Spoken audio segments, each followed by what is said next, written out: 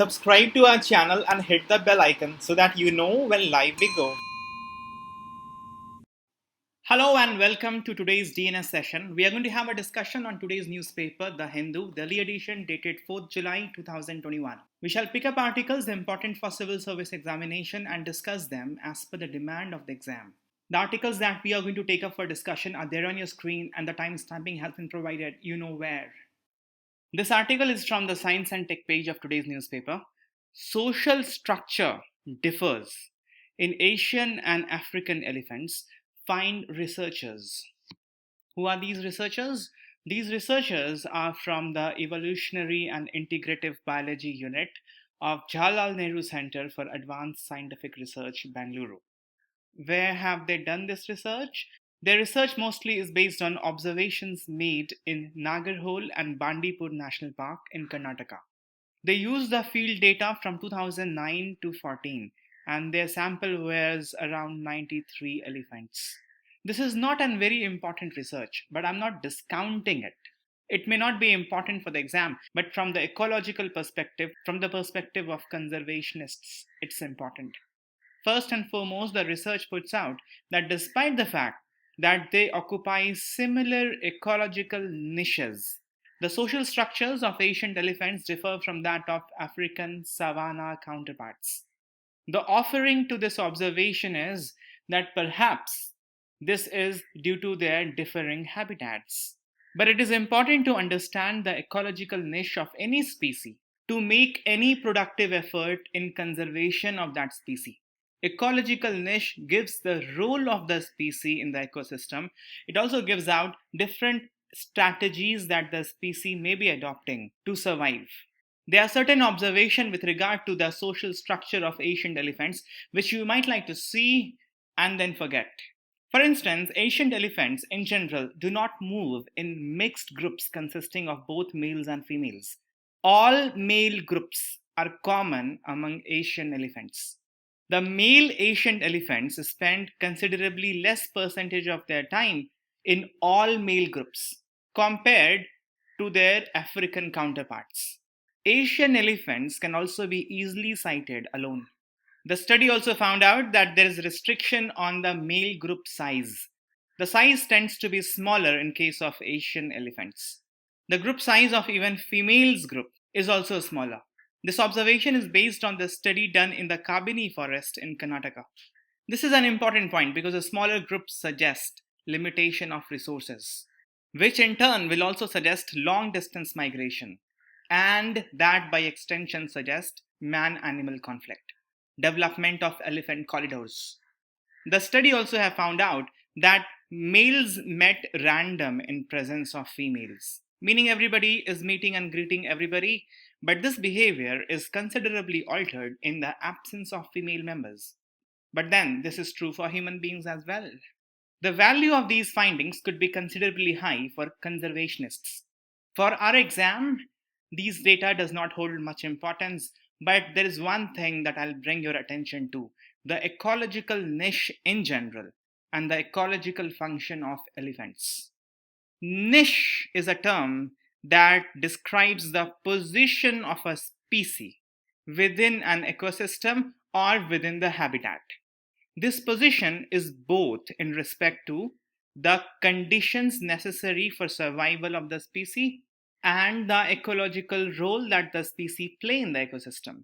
So ecological niche actually subsume all the kind of interactions between the species and the biotic and the abiotic environment. It represents both the effect of the environment on the species and the effect of the species on the environment, because it involves both the conditions necessary for the survival of the species and the functional role that the species takes in the ecosystem. There's a difference between ecological niche and habitat. Habitat, as the name suggests, as you understand the meaning of this term, is the area, the place where the species is living. It's a kind of address. But niche is a role that is played by the species. You can think of it as the profession of the species. Niche is unique. Niche of any two species cannot be the same. Two species cannot have the same niche if they are in the same habitat. Because if they are in the same niche, then there will be competition, and competition will lead to the victory of one, the defeat of other, the elimination, the displacement of the defeated species. So over the period of time, only one species will enjoy one niche. For example, large number of species of insect may pest the same plant. That means they are all feeding on different parts of the plant. That means they are in the same habitat. But some of them feeds on leaves, some of them on stems, some of them on roots. Different species do not feed on same part of the plant. So they have different niche. Niche is always unique for a species in a given habitat. Understanding ecological niche is important because niche help in identifying patterns of species diversity. Overall, it helps us understand the composition of an ecosystem. Depending upon which niche a species is acquiring also helps us understand the factors responsible for the existence of a particular species. And that is a crucial piece of information for conservation of the species. As we have talked about, niches are unique. So this system of different species acquiring different niches in a habitat removes competition. Rather, development of niche itself is the result of competition. And once the competition is over, niches have been developed properly, then there is no competition among species. And in that case, different species can have stable coexistence. When species acquire niche, they become specialized in particular area. They become specialized in their profession. So their ecological functioning become efficient and resource utilization is maximized even if there is no full resource utilization.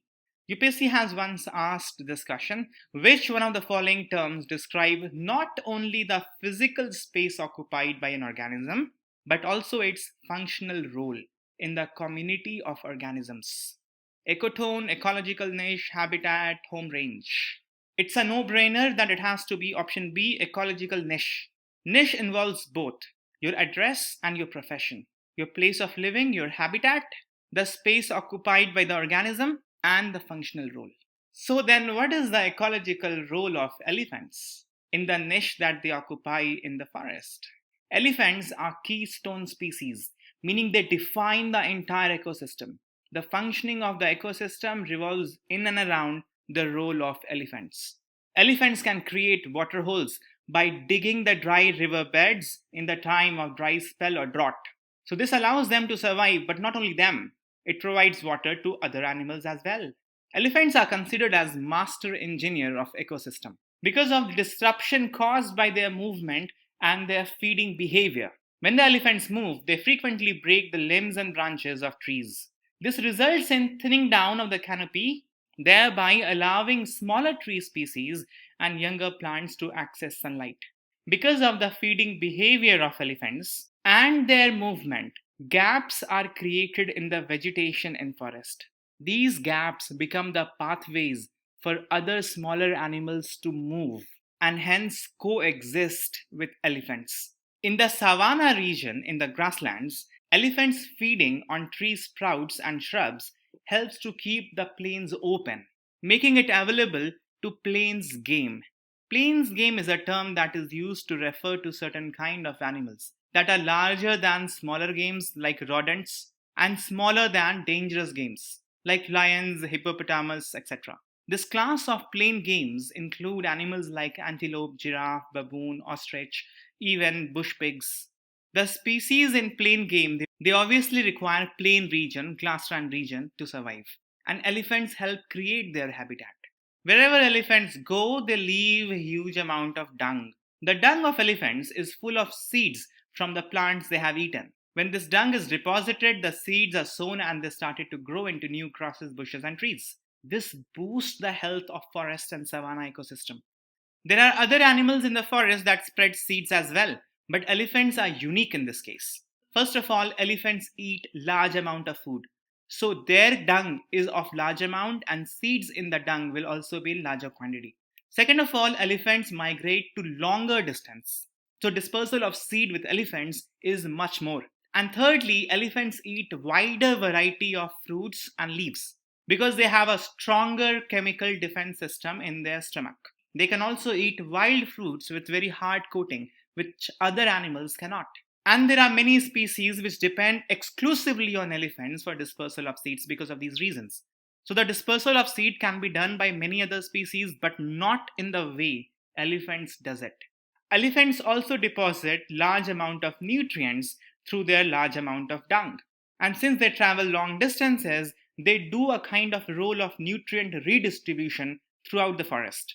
This helps in keeping the soil nutrients composition homogeneous. So elephants kind of act like arteries of the forest. Just like arteries distribute the blood and nutrients throughout the body, elephants take up the similar role in the forest. As you can see, the roles played by the elephant in the ecosystem is very important, and hence the phrase Hathi mere sathi. If elephants' population decline, it's going to have devastating effect on the health of the forest. First of all, there could be shift in the forest's plant community structure towards species which don't require animals' assistance to reproduce. Which are those species? Smaller tree species.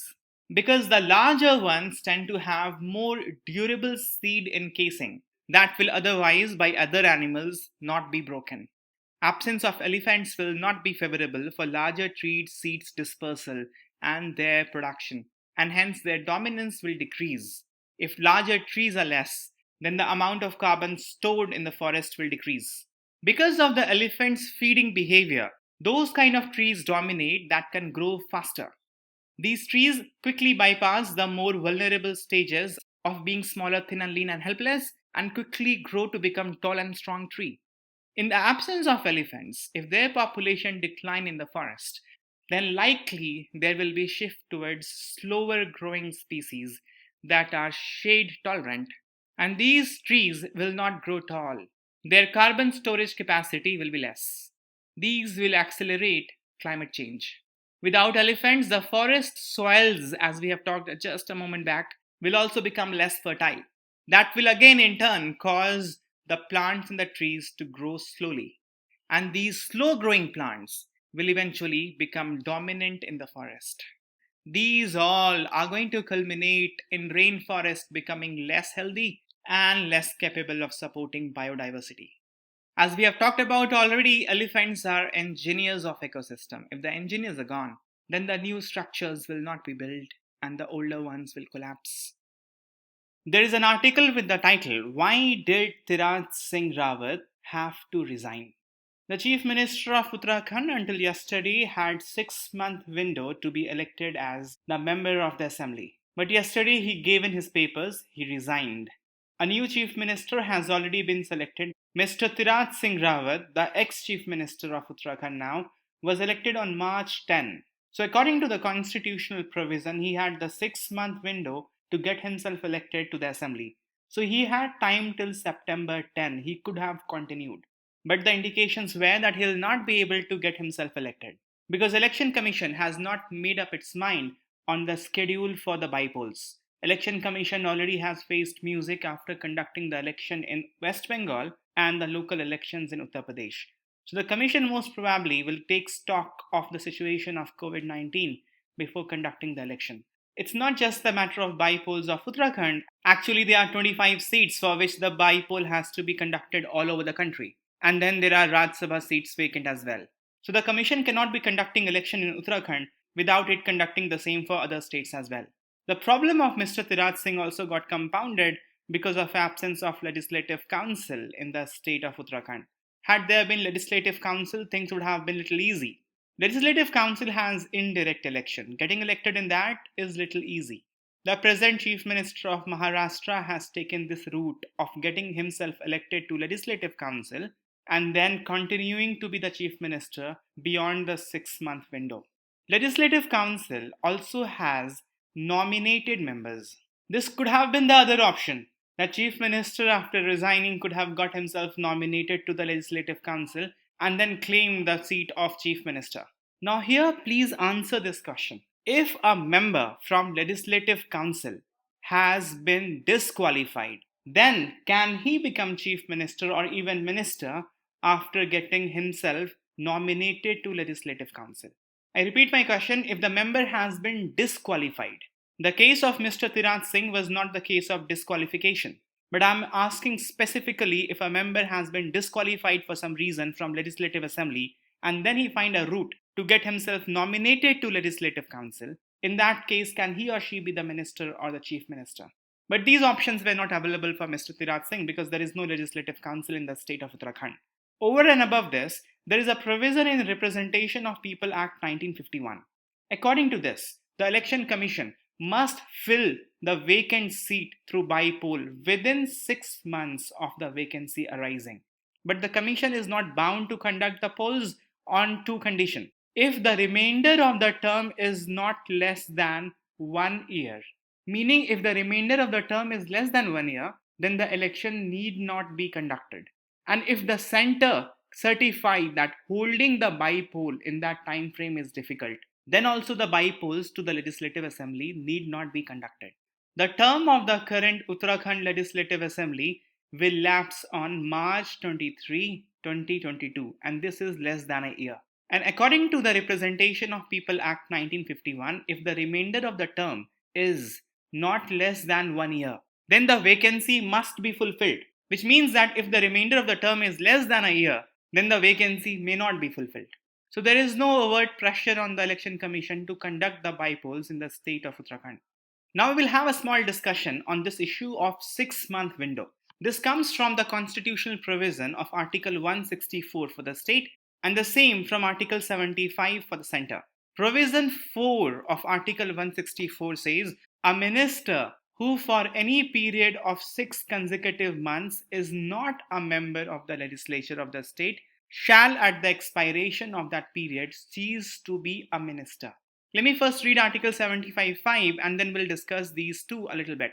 Article 75.5 says, a minister who for any period of 6 consecutive months is not a member of either House of Parliament shall at the expiration of that period cease to be a minister.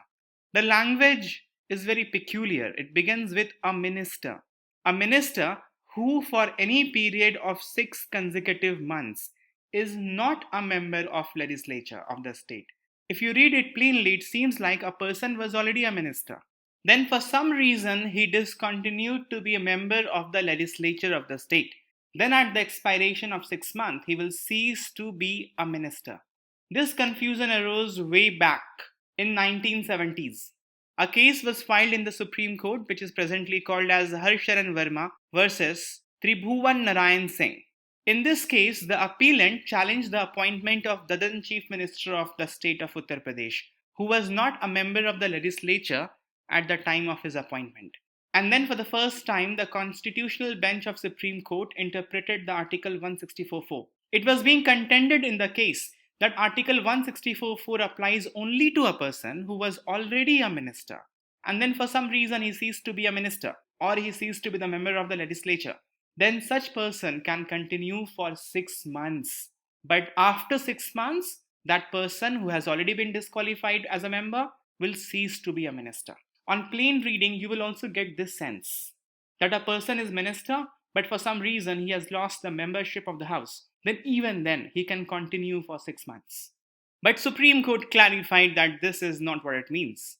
Supreme Court was of the opinion that Article 164.4 must be read along with Article 163 and Article 164.1. Article 163.1 reads like this: there shall be a council of minister with the chief minister at the head to aid and advise the governor in the exercise of his function. Then Article 164.1 says the chief minister has to be appointed by the governor and the other ministers have to be appointed by him on the advice of the chief minister, and they all shall hold office during the pleasure of governor. Now the Supreme Court said that the clause 1 of both Article 163 and 164 does not provide any qualification for the person to be selected by the governor as chief minister. The only condition comes from clause 2 of 164, which says that it is essential that the Council of Ministers shall be collectively responsible to the Legislative Assembly of the state. And that is the only condition that the Constitution prescribes for the Chief Minister to be chosen by the governor. Furthermore, things become more clear through Constitutional Assembly proceedings. There, an amendment was proposed which read that a minister shall, at the time of his being chosen, be a member of the Legislative Assembly or Legislative Council. But this amendment was rejected by the Constituent Assembly. So it becomes amply clear that the Constituent Assembly did not want Article 164.4 to be read in the manner and the way the appellant was reading. Article 164.4 really means any person can be appointed as minister or chief minister, but only for the period of 6 months. And in that 6 month window, he must get membership of the House. In case of Legislative Council, he can get the membership of Legislative Council as well. But this debate did not stop here. Years after that, case was again filed in the Supreme Court. This time, the contention was related to Article 175. Article 175 reads like this: right of governor to address and send message to the House or Houses. The first provision of Article 175 reads, the governor may address the Legislative Assembly, or in the case of a state having Legislative Council, either House of the Legislature of the House, or both houses assembled together, and may for that purpose require the attendance of members. Now see, if a person has been appointed as minister or chief minister without being member of the House, then how can his attendance may be enforced by the governor according to Article 175? Article 175 says that the governor may for that purpose require the attendance of the members. That means he can enforce the attendance, but that person is not the member, and you can enforce the attendance of only members. Then how can such a proceeding be called upon? Because the person is not the member. This is not so much of an issue actually. Governor cannot enforce the attendance, that is true. But Article 177 says that minister, even if they are not the members of the Legislative Assembly or Legislative Council, would be entitled to be present at such meeting. So it is true that if a minister is not the member or the chief minister is not the member, the governor cannot enforce his attendance. But through Article 177, they can voluntarily be present. They are entitled to be present in such meetings. Then human beings, as ingenious creatures we are, we started to use and then abuse the Supreme Court judgment. People started to get reappointed. Under Article 164.4, any person can be appointed as minister or chief minister. But in the window of 6 months, he or she must get the membership. So what people started doing, they started to resign. And they thought they have a window of 6 months afresh. But in S.R. Chaudhary versus the state of Punjab, it was clarified by the Supreme Court that 6 month window is only one time slot for a particular individual in a particular term of the Legislative Assembly. Now let's see discussion from the Prelims exam 2013. In the context of India, which of the following principles are implied institutionally in the parliamentary government? Members of cabinet are the members of the parliament. Ministers hold the office till they enjoy confidence in the parliament. This is true. Cabinet is headed by the head of the state. Cabinet is headed by the head of the government. Head of the state is president, and president does not head cabinet. Options with statement 3 must go. You are left with option A, and this is the correct answer. But I brought you here to discuss this statement. Statement 1. Members of the cabinet are members of the parliament. If you read this statement, it sounds incorrect. Members of the cabinet are members of the parliament. You know that anyone can become minister, and by that virtue, he can be the member of cabinet. So, members of cabinet not necessarily has to be members of parliament. But read the question again. In the context of India, which of the following principles are implied? It is implied that the member of the cabinet will be the member of the parliament. And in 6 month window, he has to gain the membership. Although anyone can become member of cabinet without being the member of parliament, but it is implied that if he or she is member of cabinet, he or she will become the member of parliament as well. This article is from the FAQ section of today's newspaper. Can reducing cess levies ease high fuel prices? You see, inflation rate in CPI terms has increased to 6.3% in May this year, and this is well above the target rate of 4%. This target rate of 4% has tolerance of 2%, but ideally the target is 4%. This 6.3% is even higher than the upper tolerable limit. This increase in inflation will not only put additional burden on people, cut their pockets, but it will also put the entire economic revival in jeopardy. One of the important reasons for higher rate of inflation presently is higher taxes on petrol and diesel. The tax on these petrol and diesel must be cut for the inflation to be effectively managed. And additionally, petrol and diesel, they in itself plays very crucial role in the entire economy because they become inputs to various other economic activities. They are used in transportation, they are used as raw materials in various industries. So increase in prices of petrol and diesel will inevitably increase the rate of inflation. Controlling inflation at this juncture is extremely important because RBI has been trying its best to put the economy back on the growth trajectory. Among various other things, RBI has adopted growth supportive stance. By retaining the accommodative monetary stance, that means that the benchmark interest rates, like the repo rates, reverse repo rates, they have been kept substantially low and unchanged since the last two meetings of MPC. But the Monetary Policy Committee has been repeatedly warning of upside risk of adopting accommodative monetary stance. Ideally, when the inflation is high, RBI would increase the interest rate. That will reduce the amount of money in circulation, reducing demand, decreasing the prices. But RBI cannot increase the interest rate at this moment. In response to the pandemic, RBI is helping the growth. So if RBI cannot increase repo rate and cannot help in that way in arresting inflationary tendency in the economy, it's the government that has to come forward for it.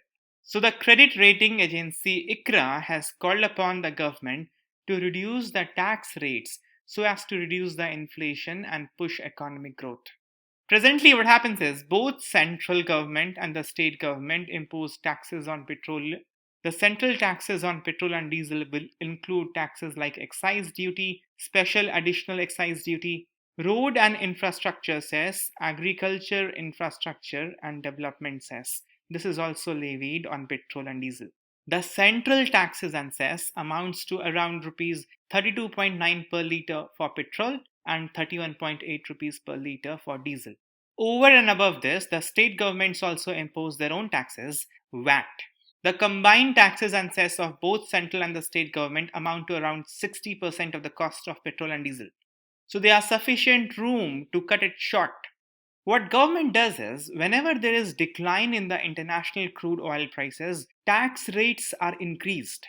This is why, in spite of decline in the international crude prices, people have to pay the same price for petrol and diesel. The benefit of the decline in the crude oil prices in the international market is not transferred to the customers. Rather, the benefit is reaped by the government by imposing higher tax. Such a government policy is not devoid of merit. First of all, it generates more revenue for the government and it can be used as a buffer in case the international prices goes out into another orbit. In that case, the petroleum product can be subsidized using the same revenue that has been generated in heydays. The revenue generated can also be used towards green energy projects. And the higher prices, they are implicit carbon tax and nudge the entire economy to move towards greener fuel. Last year, due to the pandemic, international crude oil prices were at all-time low. Because there were recession all over the world, the demand was less. So the government increased the taxes on petrol and diesel. Because of this, in spite of fall in consumption of petrol and diesel, in spite of less demand, the prices of the oil and petrol was high, and most importantly, the overall revenue collected by the government did not decrease. It actually increased despite decrease in demand because the taxes imposed were increased considerably. Now, as the global economy is opening up, demand is increasing. The prices of the petroleum product has increased. But the government has not cut down the tax rates. So naturally, the prices of oil and diesel has come to an all-time high. ICRA has done some maths. It has said that the government in the last financial year was able to earn rupees 3.6 lakh crore from the taxes and the cess on petroleum and diesel. This was rupees 40,000 crore higher than the earning of previous financial year. But higher revenue for the government on account of higher tax rate is not necessarily a good thing, especially when the economy has just recently recovered from recession. It will rapidly increase inflation and slow down the economic revival. So the call is to cut down the tax rate. The argument given by ICRA and many others is that even if government decreases the tax rate, still the revenue will remain the same. Because of the unlocking procedure, because of increased mobility all around, demand has increased. So, higher consumption of petrol and diesel will result in higher tax revenue in spite of lower tax rate. ICRA has done the calculation and given the numbers to the government that if government reduces tax rates by around rupees 4.5 per litre, then it would still be able to earn the revenue that it had earned in the previous financial year. There are two articles related to Afghanistan in today's newspaper. One is on page 11, What Lies Ahead for Afghanistan After US Exit. There's another interview article of former President of Afghanistan, Mr. Hamid Karzai. He is of the opinion that US has obviously failed in its mission to fight extremism in Afghanistan. On 2nd July, 2 days back, US troops departed from the Bagram Air Base. Bagram Air Base used to coordinate the 20-year-old war in Afghanistan. And this exit from Bagram Air Base has effectively ended their military operation in the country. This exit is part of President Joe Biden's plan to withdraw American troops from Afghanistan by September 11. US few years back understood that this war is unwinnable. You can defeat a group of people, but you cannot defeat an ideology. President Donald Trump appointed a special envoy to Afghanistan, Zalmay Khalilzad. The mandate of the envoy Zalmay Khalilzad was to negotiate directly with Taliban. They took a U-turn. Mr. Khalilzad and his team had various rounds of talks with Taliban at Doha. Then in February 2020, they reached to an agreement according to which US will withdraw all American troops by May 1, 2021. President Biden did endorse the Trump-Taliban deal, but he pushed the date to September 11. This is symbolic. The terrorist attack on the Twin Tower in US happened on September 11, 2001. Then the then President of US, George W. Bush, declared war on Afghanistan on the pretext that the Taliban regime had turned down his demand to hand over Al-Qaeda leaders, including Osama bin Laden. US thereafter repeatedly has said that their presence in Afghanistan was to fight extremism and terrorism with the help of Afghani people and bring stability in Afghanistan. But this obviously has failed, as Hamid Karzai has said. US has almost pulled out. In the beginning of May, Taliban was controlling some 73 districts of Afghanistan. Afghanistan has a total of 407 districts. But within a month, the 73 rose to 168. Situation is on the boil in Afghanistan. It's raising lots of anxiety in the South Asia, especially India. Recently, some Qatari diplomats, they announced in some kind of media briefing that India has got in touch with Taliban. Indian government has not denied it. So it is understood by media reporting that Indian government is now having talk with Taliban. This is a U-turn. US made a U-turn, got an agreement with Taliban, and that is forcing all of us to do a U-turn and get into agreement with Taliban. India has a large stake in Afghanistan, and India has a large stake in any agreement that will be reached with Taliban. First of all, we have to protect huge investments that we have done over the period of time in Afghanistan. Which project of India in Afghanistan springs up in your mind immediately? Then we have huge interest in preventing the Talibani regime getting controlled from Rawalpindi, the army of Pakistan. You also have interest in making sure that Pakistan-backed anti-India terrorist groups do not get support from Taliban. In the past, we had the policy to not engage with Taliban, but when Taliban was in power, we paid huge price. Presently, the other regional powers are already busy engaging with Taliban. There's a group called as Troika. Troika, as you understand, is a group of three. Troika is also a special kind of cart that is pulled by 3 horses in Russia. This Troika group is led by Russia. It had Russia, China, and Pakistan. The extended version of Troika has included US as well. Even in Troika Plus, India is not there. Russia has been conducting meeting with Taliban regularly since 2018. The last meeting happened in March. India was not part of that group. So India has been forced to reverse its policy to not engage with Taliban because it seems like Taliban is going to be a formidable force in Afghanistan. whether an agreement is reached out with the Afghanistani government for power sharing, or there come about a full-blown civil war and then Taliban takes over the country. We do not know the scenario, what will happen. But India must keep all cards ready. Now sit back, relax, and answer these 7 questions. African and Asian elephants can have similar ecological niches. The statement is true. We have discussed that ecological niches are unique. They are unique in the same habitat. If the habitat is different, then the ecological niches could be similar. African and Asian elephants do not share the same habitat. Their niches could be similar because they are the same animal, because they belong to the same genera. Similar biotic abiotic requirement, similar ecological function.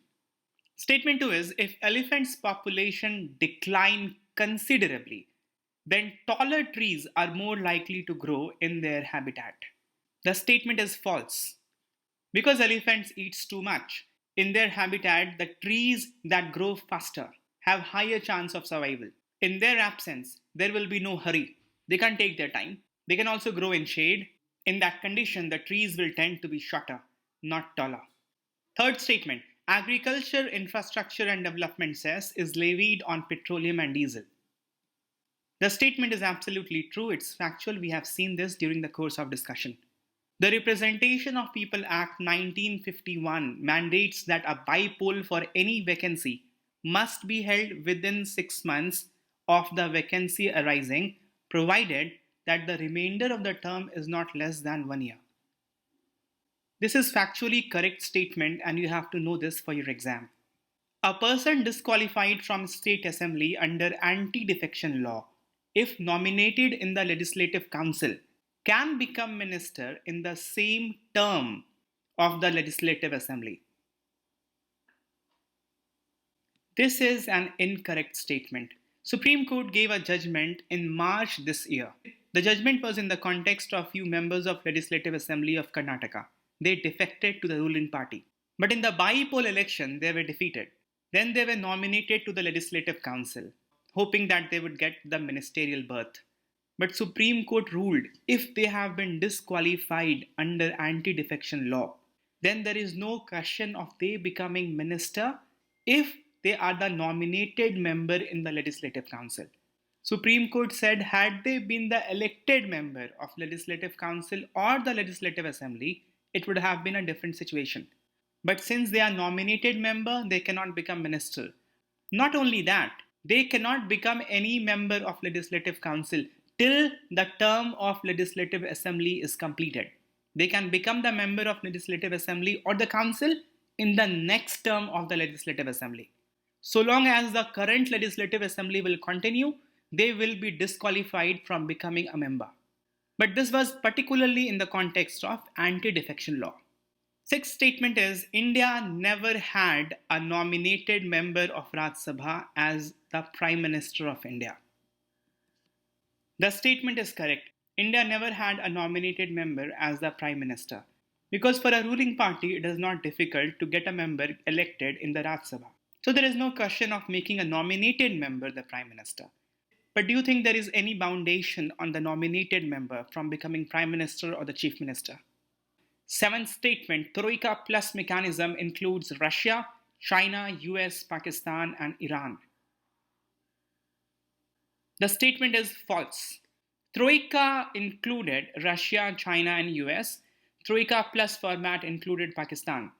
There's a call from many Afghani leaders to include in Troika Plus Iran and India as well. But the Troika Plus dialogue is among these 4 nations and Taliban leadership. Now we have come to the end of the session. Answer to yesterday's question of the day and today's question of the day are there on your screen. Please attempt the question. Post your answer in the comment section. Have some fruitful discussion. Also try to attempt the DNS quiz on the eLearn platform. Thank you very much for being with me for around 40 minutes. Goodbye. Take care.